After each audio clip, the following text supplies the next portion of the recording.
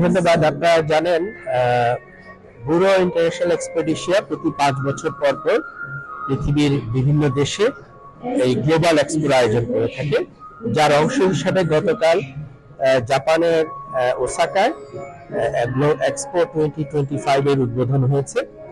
এই এক্সপোতে বাংলাদেশের প্যাভিলিয়নের মাধ্যমে আমরা পৃথিবীকে জানাতে চাই যে আমরাই পারি।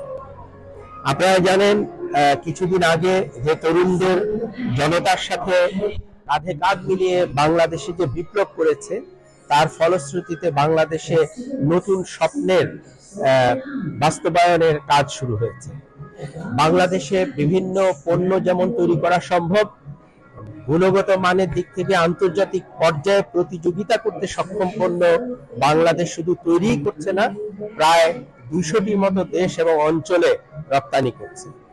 এই এক্সপোতে বাংলাদেশ প্যাভিলিয়নের মাধ্যমে আমরা গ্লোবাল ভিজিটার্সদেরকে জানাতে চাই যে বাংলাদেশের সক্ষমতা আরো বেড়েছে এবং বাংলাদেশের তরুণদের, বাংলাদেশের শ্রমিকদের, বাংলাদেশের উদ্যোক্তাদের পণ্য যে কোনো দেশে অন্য যে কোনো দেশের পণ্যের সাথে প্রতিযোগিতা করে টিকে থাকতে এবং তার আসন স্থায়ী করে নেওয়ার সক্ষমতা রাখে।